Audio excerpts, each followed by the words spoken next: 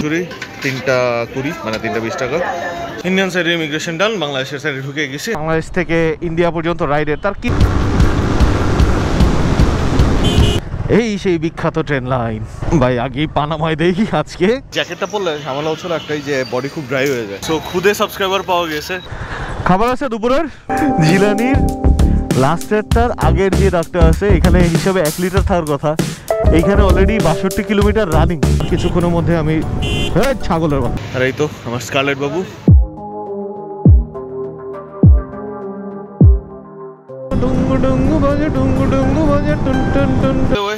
সামনে আসছি। আসসালামু আলাইকুম সবাইকে, this is Abir with you and welcome to my blog. আজকে এখন আমি আছি হচ্ছে কলকাতাতে। আর ঠিক যেমনটা বলছিলাম যে আজকে কলকাতা থেকে আমরা রওনা হয়ে যাব হচ্ছে বাংলাদেশের জন্য। বেনাপোল পর্যন্ত যাচ্ছি হচ্ছে আমরা কলকাতা থেকে লোকাল ট্রান্সপোর্ট ইউজ করে, বাট বেনাপোল থেকে ঢাকা পর্যন্ত পুরোটা হবে রাইড। তো চলুন আমি আর আমার ride partner that means Jilani and আমি স্টার্ট করতেছি। এখন সময় হচ্ছে সকাল 7:13। বিসমিল্লাহ করা যাক।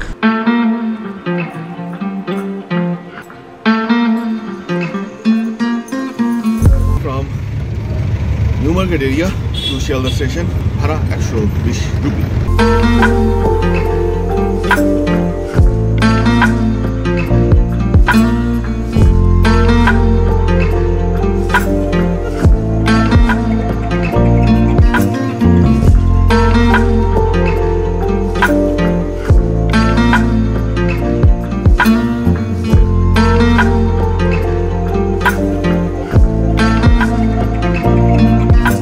শিয়ালদা স্টেশনে চলে আসছি। আসার পর থেকে কুলিরা হেভি লেভেলে পায়তারা করতেছে, বাট আমাদের সাথে তেমন কোনো কিছু নাই যে কুলিটা নিব। সো ডচ করতে করতে আমরা এখন চলে যাচ্ছি কাউন্টারের দিকে। এখান থেকে ট্রেনের ভাড়া হচ্ছে হলো 20 রুপি, আর ওইখান থেকে অটো ভাড়া।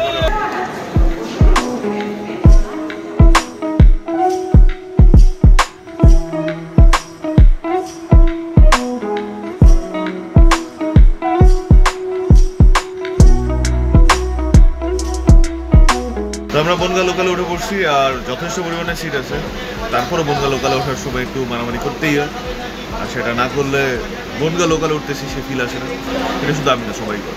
আর এই তো বনগা লোকাল ছেড়ে দিল, আর আমরা এখনো ব্রেকফাস্ট করি নাই। এটা হচ্ছে একটা ফ্যাক্ট। আমরা বনগাতে নেমে তারপরে হয়তো বা আশপাশে যা পাওয়া যায় ওখান থেকে কিছু একটা খেয়ে নেব।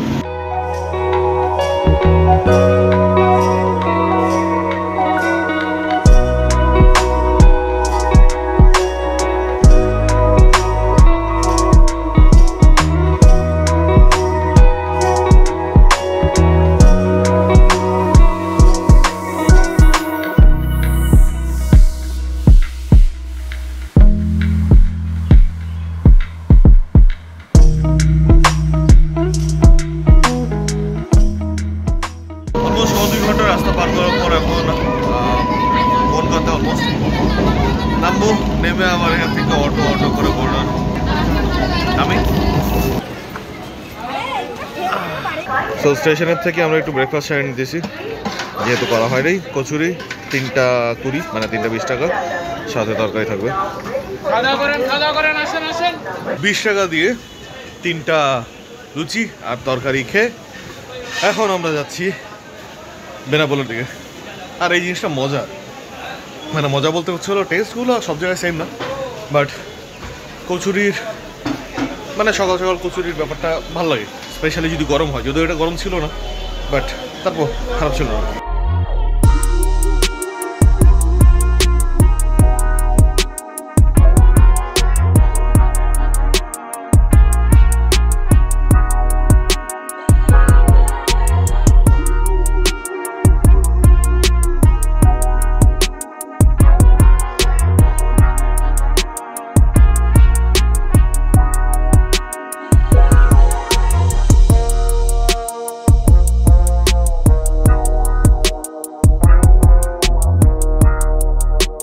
জানি না আবার কবে আসবো, কবে দেখা হবে, বাট হোপসো খুব সুন দেখা হবে।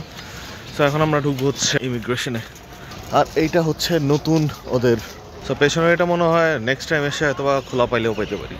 2000 years later ইন্ডিয়ান সাইডে ইমিগ্রেশন ডান, বাংলাদেশের সাইডে ঢুকে গেছি। এখন শুধু হচ্ছে পাসপোর্টে সিল নিব, আর তারপরে বাইকটাকে স্টার্ট দিয়ে রেডি স্টেডি ব্রুম। সো চলে আসছি বাংলাদেশে, আর There is my Scarlett, my Babu. And এই হচ্ছিল জিলানিটা। আমরা এখন ব্যাগট্যাগ বাঁধবো, ব্যাগট্যাগ বাঁধা শেষ করি। আর তোমার নাম জানি কি ভাইয়া? সাকিব বাবু। সাকিব বাবু। ওর নাম্বারটা আমি দিয়ে দেবো না, যারা আপনারা বেনাপোলে আসতে চান। এটার নাম জানি কি মার্কেটটা? রহমান চেম্বার। সো এটা হচ্ছিল রহমান চেম্বার। আসলে ওর সাথে কন্ট্যাক্ট করে এখানে পার্কিং মোটামুটি সেফ হয়েছে, এখানে বাইক পার্ক করে তারপর সেটা চলে যেতে পারেন। আজকে জীবনের প্রথম বাঞ্জি বাদ থেকে জান বেড়ে গেছে। তারপর মোটামুটি প্যাক করছি, এখন রাস্তায় আর ঢিলা আর খুলে না গেলেই হইলো। আর এখন বেরোবো, জিরানি গেছে টাকা উঠিতে, একটু ফ্রেশ হবো, হাত মুখে পানি দিব, জ্যাকেট পরবো, গার্ড পরবো, রওনা হয়ে যাবো। সো চলুন যাওয়া যাক রাস্তায়। বিসমিল্লাহির রহমানির রহিম। অ্যান্ড আমরা বের হয়ে যাচ্ছি আমাদের পার্কিং এরিয়া থেকে।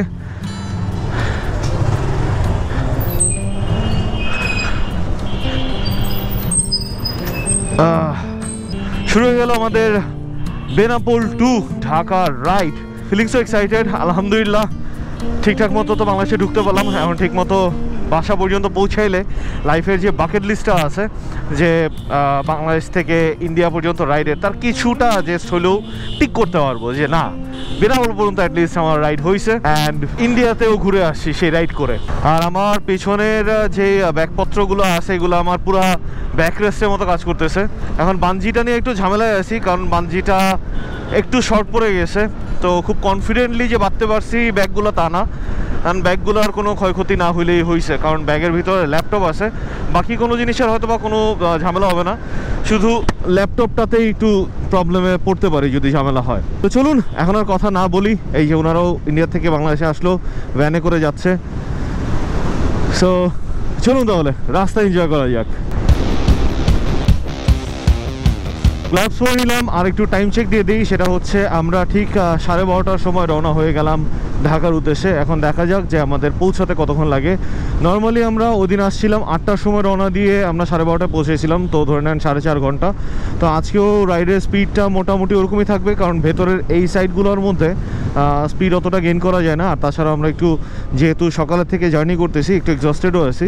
সো আমরা আগে থেকে ডিটারমিন করে নিছি যে এলাকার ভেতর, মানে এই যে সাব হাইওয়ে যেটা, এইটার মধ্যে আমরা স্পিড রাখবো হইতেছে 60 to 80 বা ম্যাক্সিমাম 90 পর্যন্ত হয়তো বা যাবো। আর হাইওয়েতে ওঠা পরে 90 to 100। আর এই তো Benapole gate. Thank you everyone for being with me, being with my journeys and my experiences which I share with you all.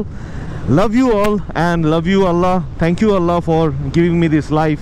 আপনাদের অপেক্ষায় বিশ্বাসে বাংলাদেশ।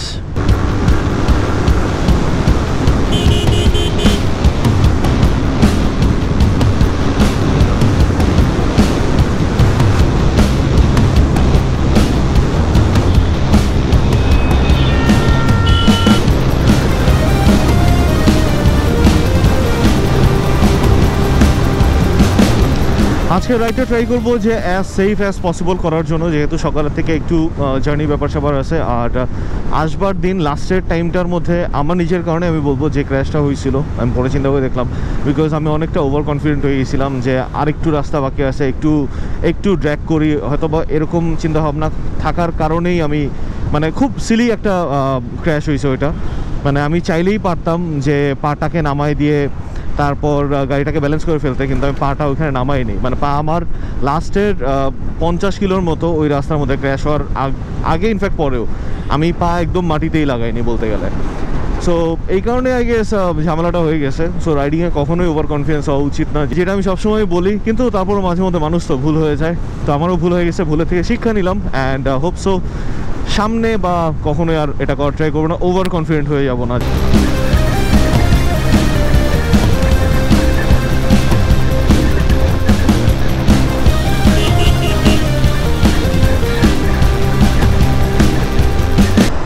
এই জায়গায় রিক্সার পরিবর্তে ভ্যানের প্রচলনটা একটু বেশি, বাট ভালো। অটো রিক্সার থেকে ভ্যান বেটার। মানে যদিও এগুলো অটো ভ্যান, কিন্তু ভ্যানের মানে ব্যাপারটা আমার কাছে বেটার লাগে অটো রিক্সা থেকে।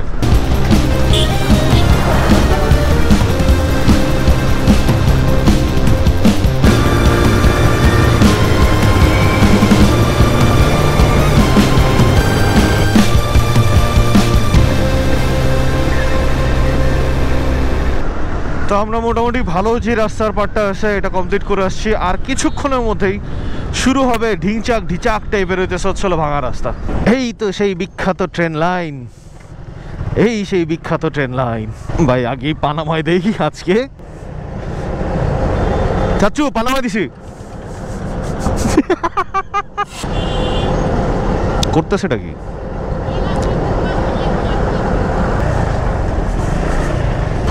আজকেও চাকা স্কিড করছে, পিছনের চাকাটা করছে। রেল লাইনটা দেখছেন? আমি ঠিক এই যে এই জায়গাটায় পর্যন্ত পড়ছিলাম আজকে। ভাই পাতপুর দেওয়া বন্ধ করে রেল লাইনের এই জায়গাটা সোজা করেন। আমাদের মোটামুটি শুরু হয়ে গেল ভাঙা রাস্তার। আর ভাই আমার না এই যে এরকম স্লোপি জায়গাগুলো না রিস্কি লাগে, কারণ হুট করে টুস করে হচ্ছিল গাড়ি নিচে নেমে যায় আর গাড়ি ডিসব্যালেন্স হয়ে যায়। সময় বাজে হচ্ছিল এখন 1:03। ক্ষুধা মোটামুটি বাড়ি দিতেছে। আর এখন পর্যন্ত রাইড মোটামুটি কমপ্লিট হয়েছে হচ্ছিল 30 কিলোমিটার, 190 কিলোমিটারের মতো রাস্তা বাকি। তেল নেওয়া দরকার ছিল। আচ্ছা তেল সামনে গিয়ে, তেল একদম খালি হইলে আজকে তারপরে নিব। মাইলেজ দেখি কত দেয়। 10 লিটার তেলে তো আমার 370 কিলো মিনিমাম দেওয়ার কথা, কারণ লাস্ট যেদিন আসতেছিলাম তখন মোটামুটি আমি একটা মাইলেজ টান দিয়েছিলাম, তখন যা বুঝছি যে 37 পাচ্ছি। সিটিতে আমি যদিও 42 পাচ্ছিলাম। আর আজকে এখন যেভাবে চালানো হইতেছে এরকম স্লো আর স্মুথভাবে যদি চালাই তাহলেও হয়তো বা 42 পেয়ে যেতে পারে। আর যদি 42 পেয়ে যায় তাহলে আমার তেল হয়তো বা আর 1-2 লিটার তেল হইলে আমি ঢাকায় পৌঁছে যাবো ম্যাক্সিমাম। অথবা আমি এটাও করতে পারি যে রিজার্ভে দিয়ে চালায় চলে যেতে পারি, বাট আমি নর্মালি ট্যুরে বেরোইলে রিজার্ভ টাচ করি না। সো দেখা যাক কী অবস্থা হয়। আর স্কুলের বাচ্চারা স্কুলের থেকে ফেরত আসতেছে, মেয়েরা একদিকে ছেলেরা একদিকে। নতুন হাট কিছু একটা স্কুল। সো ঢাকা 196 কিলোমিটার বাকি। গুগলে দেখাইতেছিল 217 কিলোমিটার হইতেছে বেনাপোল, মানে ঢাকা থেকে, ইনফ্যাক্ট আমার বাসা থেকে। কিন্তু এইখানে বলতেছে রাস্তারও বেশি, মানে হিসাব অনুযায়ী এই রাস্তা বেশি হইতেছে। বাইকের মিটারে আমি পাইছি হচ্ছিল 219-20 মতো।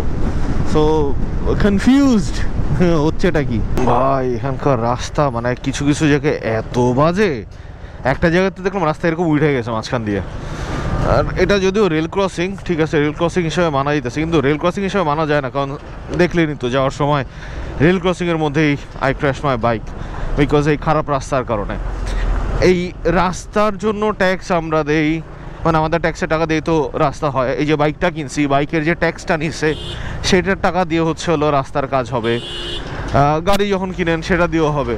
কিন্তু এই বাইকটা যখন এই খারাপ রাস্তা দিয়ে পড়ার পরে নষ্ট হয়, এই জরিমানাটা তাহলে আমার কার কাছ থেকে, মানে হিসাবে সু করা উচিত না রোড ট্রান্সপোর্টে, যে রাস্তার এরকম অবস্থা হবে কেন? হ্যাঁ না, বলতেই পারে যে হ্যাঁ ভালো রাস্তা বানাইছিলাম, খারাপ হয়ে গেছে, মেনটেন করতে হবে, মেনটেনেন্স করতে হবে।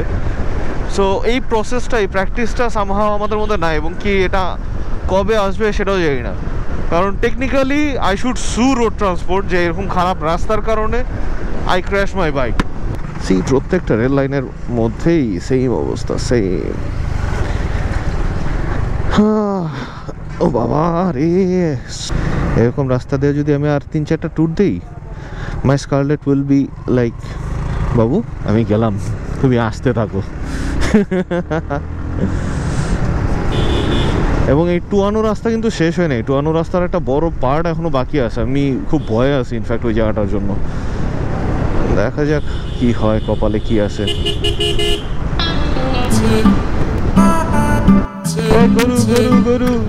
গরু হাটের রাস্তা মাঝখান দিয়ে ঢাকা 192 কিলোমিটার দূরে, Magura 45 kilometre, Narail 35 kilometre, Kushtia 85 kilometre, Jhenaidah 46 kilometre, সব পুরো ফেলছি, পুরো বোর্ড মুখস্থ করে ফেলেছি। ঢাকা কোন দিকে মা? ঢাকা এই রোডে? আচ্ছা,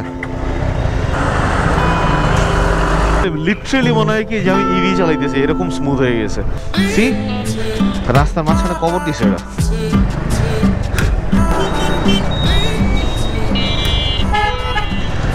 তো এখন আসি হচ্ছে যশোর নিউ মার্কেট এরিয়াতে। এই সামনে বাইরে চৌরাস্তা থেকে বাই। হ্যাঁ, এই যে এই বোর্ডের বাইরে থেকে, হ্যাঁ, একটু ভুল রাস্তায় চলে আসছিলাম। So I was in right road. জিলোস আমার ডাক দিয়ে এই সাইডে নিয়ে আসলো। তো আমাদের আছে রুট প্ল্যান হইতেছে পদ্মা সেতু হয়ে যাওয়া। সো ওদিক দিয়েও ঢাকা যাওয়া যায়, কিন্তু তখন চালানোর পর রাস্তা 200-র নিচে নামাইছিলাম, হুট করে দিয়ে আবার 200-র উপরে উঠে গেছে। তো সাথে সাথে আমরা থেমে আবার রাস্তাটা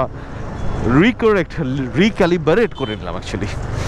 আর এই সেই টোয়ানো রাস্তা আবার শুরু, না রাস্তা না খাস্তা এটাই বুঝি না। ও খোদা, এই দেশের চোর চামারগুলো আরে উঠায় নেন আর নাহলে পাচার করে দেন আল্লাহ।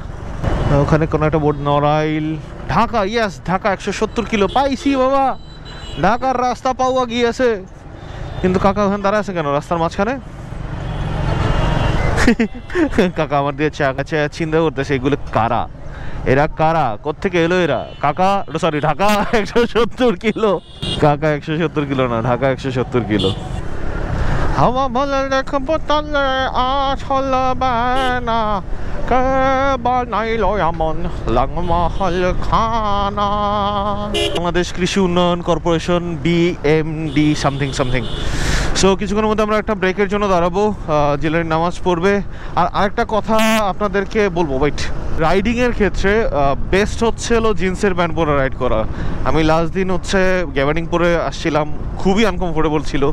আজকে জিন্স পরে আসছি, it feels so much confident and comfortable as well. তো যাই হোক, চলুন দেখি মসজিদ করে আসে, একটা ব্রেক নিই। আর আমারও পানি খাওয়া লাগবে, গলা একদম মাথা বন্ধ শুকিয়ে গেছে। এই তো মসজিদ পাওয়া গিয়েছে। আর নামাটা এখন হইতেছিল যুদ্ধের, মানে সরি নামাটা না, অ্যাকচুয়ালি নামা তো আরামসে নেমে পারবো, ওঠার সময় যুদ্ধ করে উঠতে হবে। যাই হোক, একটু ব্রেক ট্রেক নেই।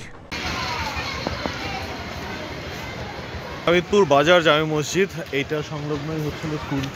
আর জিলানি নামাজ পড়ে বেরোক, জ্যাকেটটা পরলে ঝামেলা হচ্ছিলো একটাই, যে বডি খুব ড্রাই হয়ে যায়। তো আমি হয়তো বা নেক্সট যে দুটো জিনিস বাইকের জন্য বা রাইডের জন্য কিনবো, এক হচ্ছে হলো এয়ার সিট, আর সেকেন্ড হচ্ছে হাইড্রোপ্যাক। অনেকদিন ধরে হাইড্রোপ্যাক চিলাইতেছি, বাট কেনা হইতেছে না। তো এবার গিয়ে হয়তো বা কিনবো। সো খুদে সাবস্ক্রাইবার পাওয়া গেছে একজন। সো ওরা নাকি ভিডিও দেখে বললো, মানে ও আর কি বললো ভিডিও দেখে। আর এগুলো সব হইতেছে হচ্ছে হলো স্কুলের স্টুডেন্ট। ব্রেকে নাম ছিল। থ্যাংক ইউ সবাইকে। কাকা একটু চাপেন তো, এখন ওঠার যুদ্ধ। বিসমিল্লাহ। গ্লাভস পরলাম না, কারণ সামনে আমরা হচ্ছে আবার লাঞ্চের জন্য ব্রেক নিব, একদম রোড সাইড। পিছনে তো একটা ছিল হোটেল, এই যে পিছনে একটা আলছালা দিয়া। এবারে ট্যুরের মধ্যে রুলস চেঞ্জ করছি, আমরা একদম ইট, মানে think global, roam global and eat 100% local. দেখি এখানে কি পাওয়া যায়। খাবার আছে দুপুরের, কি কি হবে?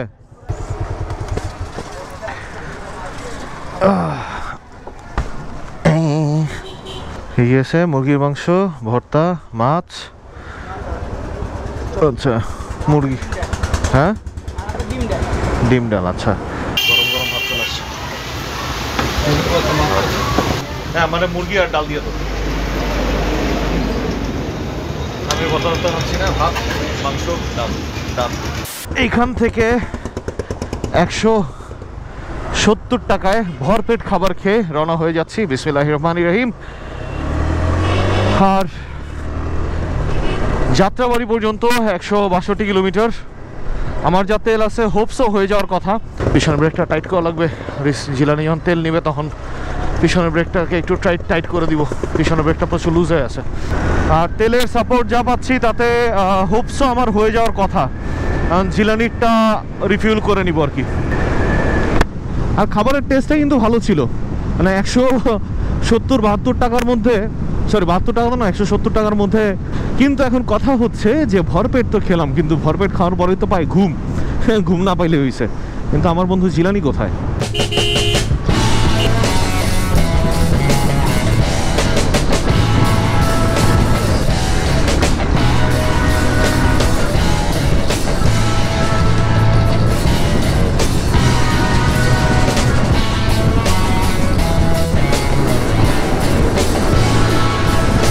খেজুরের গাছ কাটতেছে খেজুরের রস নামানোর জন্য। আরে খেজুর রস খাইতে মন চায়, কিন্তু আবার ওই যে কি বাদুর টাদুর মুখ দিলে নাকি যেন রানীক্ষেত রোগ না কি যেন হয়, ওই ভয় খাইতে ভয় লাগে। রানীক্ষেত না, সরি আম জোকিং, কি যেন একটা রোগ আছে, ভুলে গেছি নামটা। সো ওই ভয় আর কি খেতে পারি না। বাট হ্যাঁ, ইচ্ছা আছে এবার শীতে যাওয়ার, যদি কোনো একটা সেফ জায়গা পাই যে একদম ঠেকে ঠেকে রাখে, ওরকম কোনো গাছের থেকে যদি রস নামানো হয় তাহলে হয়তো বা খাবো। আর সব খেজুর গাছ কাটা হয়েছে, আরে দেখেই মন চাইতে থাইকা যাই। আব্বু যখন ছোট ছিলাম তখন গ্রামে নিয়ে যাওয়ার পরে এরকম খুব জম করে হলো মানে জম্পেশ ভাবে রস খাওয়ানোর কার্যক্রম করতো। মানে রাতের বেলা চলে যেত রস পাড়ার জন্য, মানে মাঝরাতে সেই রস সে নিয়ে আসতো অ্যান্ড ভোরবেলা আমরা খাইতাম।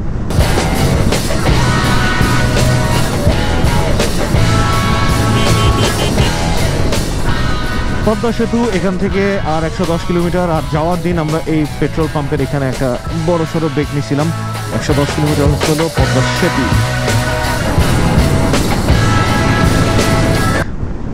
নড়াইল ভরিয়াপাটা সামথিং। দেখ, আই থিঙ্ক আমরা একটু ভালো রাস্তায়, ও না না সরি, এটা ভালো রাস্তা না, এটা অল্প একটু প্যাচ ভালো রাস্তার সামনে গিয়ে আবার ওই গুড়গুড় গুড়গুড় টাইপের রাস্তা পাবো। আর এই যে আমার স্কারলেট চলতেছে না, লিটারেলি কোনো স্ট্রোক সাউন্ড নাই, চু টাইপের একটা সাউন্ড আসতেছে শুধু। ওয়ার ইজ মাই বন্ধু, ওয়ার ইজ মাই বন্ধু, ওয়ার ইজ মাই বন্ধু। এই আমার বন্ধু, তুমি হারাই গেছো কেন আবার?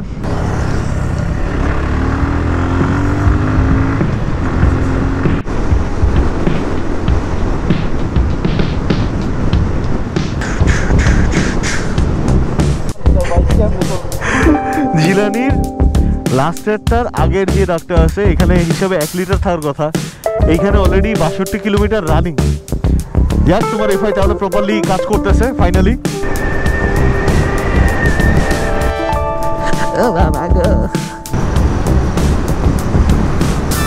এই যে দেখছেন ভাঙা রাস্তা শুরু হওয়ার আগে যে ডিপটা, এটা নামার সময় অতটা ঝামেলা হয় না, ঝামেলাটা হইতেছে হচ্ছিল ওঠার সময়। একবারে সামনের সকারের মধ্যে বাড়ি, মানে পুরো বাড়িটা গিয়ে লাগে ভাই। স্যাডলিং করি ভাই, এত নিতে পারতেছি না। Slow and steady, saddling saddling saddling saddling saddling saddling. ও বাবা, ও নিতম্বটাকে একটু রক্ষা দিলাম স্যাডলিংটা করে। মাত্র একটা বোর্ড ক্রস করলাম, সেইখানে লেখা ছিল পদ্মা সেতু 94 কিলোমিটার ফ্রম দিস পয়েন্ট। এটা কই আছি, জায়গার নামটা দেখা যায় না। আর এখানে একটা সুজুকি শোরুম দেখা যাচ্ছে, ওই তো না, সেটা তো ভালো রাস্তাই আছে, কিন্তু এই রাস্তা বন্ধ কেন? পার্টিকুলারলি এতটুকু জায়গা। জেলা সরকারি গণস্বাস্থ্য নড়াইল। ও আচ্ছা, নড়াইলের এই জায়গা থেকে পদ্মা সেতু 94 কিলোমিটার। কিছুক্ষণ পেছনে থাকুক। এ কাকা, কোনে যাবেন? একটু চাপেন, আমরা একটু যাই। 3 চাকার এটা কি ট্রাক? সাব্বাস। এরেন্দা বাজার, অনেক বাজার, আশেপাশে শুধু বাজার আর বাজার। ঢাকা 123 কিলোমিটার, তার মানে আজকে আমাদের রাইডের একদম বরাবর না, অ্যাকচুয়ালি 10 কিলো পিছনে আছি। হাফ রাইড কমপ্লিট হয়েছে এখান থেকে ঢাকা 123 কিলোমিটার। উফ। আর আমরা নেক্সট ব্রেক দিব হচ্ছিল ভাঙাতে গিয়ে।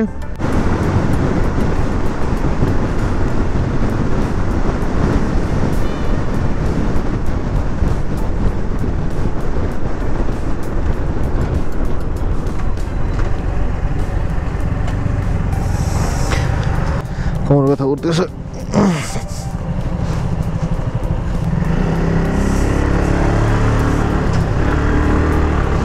তো ঢাকার রাস্তায় এটা হচ্ছে হলো ফার্স্ট টোল ছিল, সো এখানে টোল গেল হচ্ছে 10 টাকার।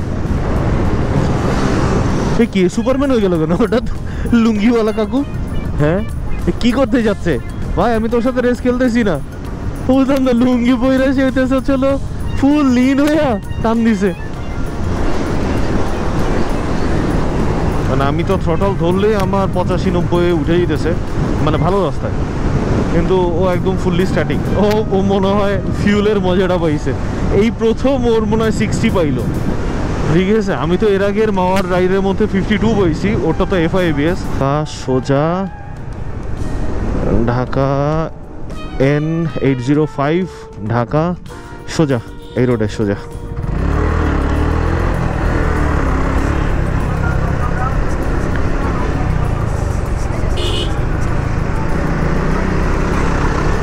ও কাকা, ঢাকা কত দূর?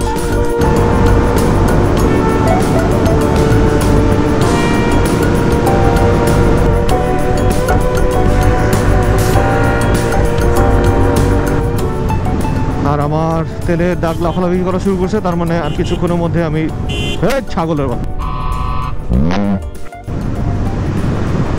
এই 4V-গুলো না সবগুলো মনে হয় দেখতেছে, সামনে একটা বাইক ছিল, টাচ করে টান দিল। এখন ভাঙা পর্যন্ত আমাকে স্কারলেট বাবু সাপোর্ট দিলেই হলো, তাই না? এই তো হ্যাঁ, দাগ উপরে আবার চলে আসছে, তার মানে আমার তেল আছে এখনো। নিচের দাগটা মানে রিজার্ভের আগের দাগটার মধ্যে 1.5 লিটার তেল থাকে। সো সেই হিসাব করলে যেহেতু এখনও মিটার লাফাচ্ছে না, মিটার লাফানো মানে হচ্ছে মানে দাগ গিয়ে যখন আপনার তেলের মিটারটা লাফানো শুরু করবে, তার মানে হচ্ছে আপনার আর 1/2 লিটার তেল আছে ওই দাগের থেকে। Dhaka 90 kilometre, Faridpur 45, Barisal 111 kilometre. মনুরা, তোমাকে দেশে তোমায় আইতে চাই, মনুদের দেশে যাওয়া লাগবে। তো দেখি শীতের মধ্যেও হয়তো প্ল্যান করে ফেলতে পারি বরিশালের। ঢাকা টু বরিশাল রাইড হয়ে যাবে তখন। অ্যান্ড আলহামদুলিল্লাহ থ্যাঙ্কস টু আল্লাহ যে আমাকে এই তৌফিক দিচ্ছে স্কারলেটে নেওয়ার পরে মোটামুটি পুরো বাংলাদেশ কভার করার। এখন পর্যন্ত সিলেট, সাজেক, ময়মনসিংহ এগুলো হয়েছে, এবার যশোর হইল, মানে যশোর হয়ে বেনাপোল হইল। সো ইনশাল্লাহ পুরো বাংলাদেশ কভার করার আমার অনেক দিনের প্ল্যান ছিল, অনেক দিন, বিশ্বাস করেন 2016 সালের থেকে যখন আমি ইন্ডিয়ান মোটো ব্লগগুলো প্রথম দেখতাম, তখন আমার কাছে মনে হইতো যে আমি কবে এরকম করব, আমি তো করতে পারি চাইলেই। এখন আল্লাহ আমাকে তৌফিক দিছে, আলহামদুলিল্লাহ ফর দ্যাট। আসলে কি সময়টা সময় হবে, সময়ের না আগে হবে না 1 সেকেন্ড পরে হবে।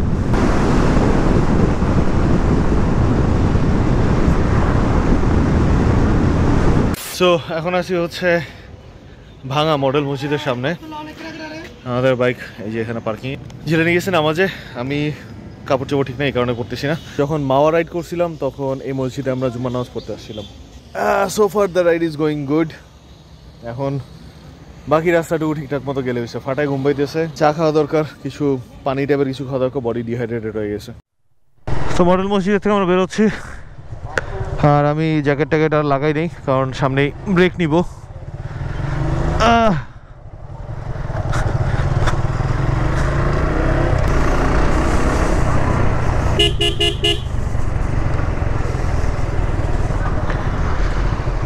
Let's have some tea.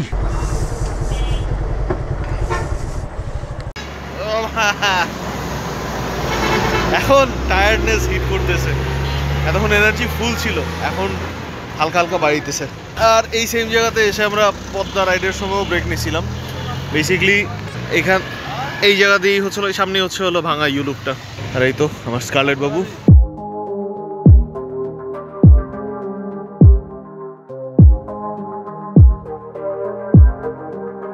এখন সামনের থেকে আমরা একটু ফিউল আপ করব। আমি বেশি নিব না, 1 লিটার তেল নিব।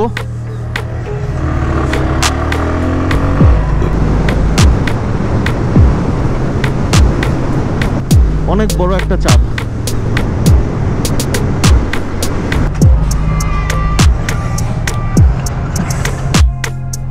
আর এটা আই গেস আমাদের এই রাইডের সেকেন্ড টোল। আর মাইলেজের কথা যদি বলা হয় তাহলে অলরেডি আমি 36.6-এ ফ্লোট করতেছি। আর এখন আমরা যেভাবে রাইড করে আসছি, এভাবে যদি যাওয়ার দিন রাইড করতাম তাহলে আমাদের মাইলেজটা আরও বেটার পাইতাম। ও নাইস, 37.1 ধাক্কাচ্ছে। বুঝতেছি যে রিজার্ভে যাবে বা যাওয়ার জন্য কান্নাকাটি করতেছে। বাবু তোমাকে রিজার্ভে দিব, একটু পরেই দিব, তেল নিয়ে নিই।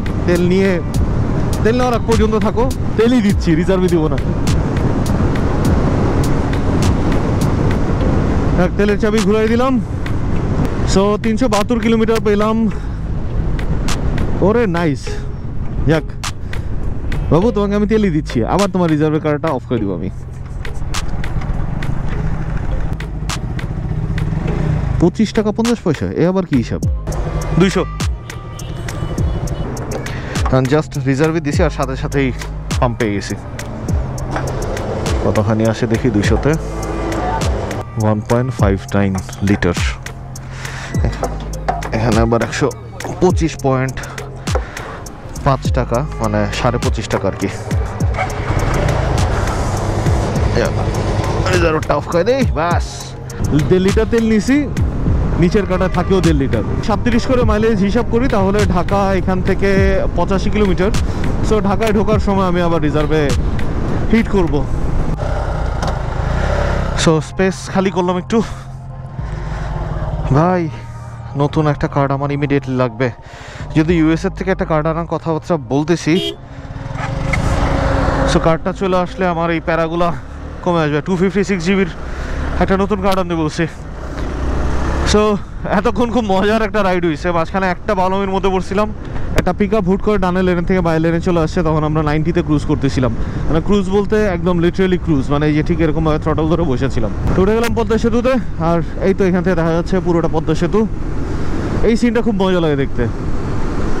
আর সানসেট এখনও হয় নাই পুরোপুরি, ওই যে কমলা কালারের আন্ডাটা দেখা যাচ্ছে। ভাই এটা বাইকের লেন, এইখানকার মধ্যে সমস্ত কিছু দিয়ে রাখলে কেমনে? বলতেছেন বাইকের লেন, বাইক এই লেন বাদে অন্য কোথাও যাবে না, আবার এটাও এই লেনের মধ্যেই সব কিছু দিয়ে রাখেন, হইল না তো। আর একটা নৌকা পার হইতে, তো একটা নৌকা, এটা বুঝলাম না জিলানি এতক্ষণ স্লোটাই না। এখন আমি 92-তে আছি, ও নির্ঘাত 100-এ নামতেছে। বাবা থাম, রাস্তার মধ্যে বেশ কয়েকটা সার্জেন্ট দেখছি, 2-3 জায়গায় সার্জেন্ট দেখছি। লাকিলি আমাদেরকে আটকায় নেই, মোস্ট প্রবলি আমরা ফুল গিয়ার আপ ছিলাম এই কারণে। কতগুলো বাইকরে দেখলাম যে আটকাইছে। So yeah that was luck, but এই স্পিডে গেলে আটকাইলে পরে বাস সানসেট। ডুঙ্গু ডুঙ্গু বাজে, ডুঙ্গু ডুঙ্গু বাজে, টুন টুন টুন টুন টুন ডুঙ্গু ডুঙ্গু সা সা।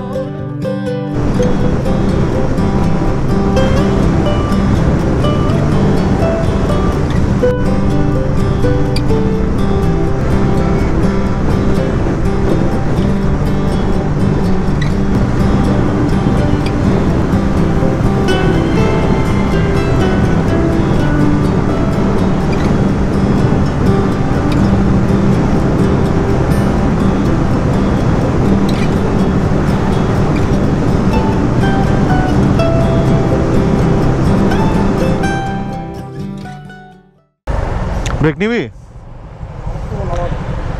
তাহলে তুই সামনে যা, মসজিদ দেখে আমার ইন্ডিকেশন দিস।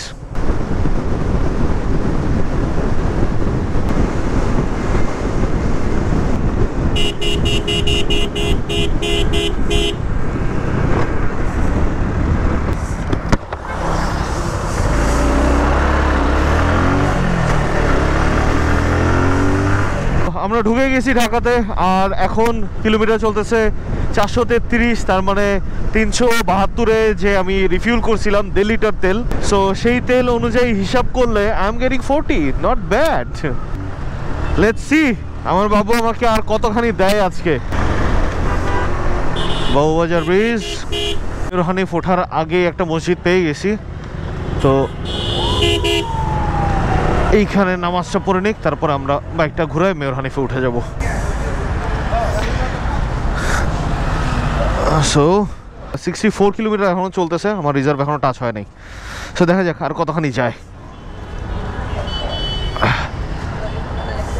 নামাজ পড়া ডান, এখন এই বাই দিয়ে ঢুকে যাব, বাস we are good to go.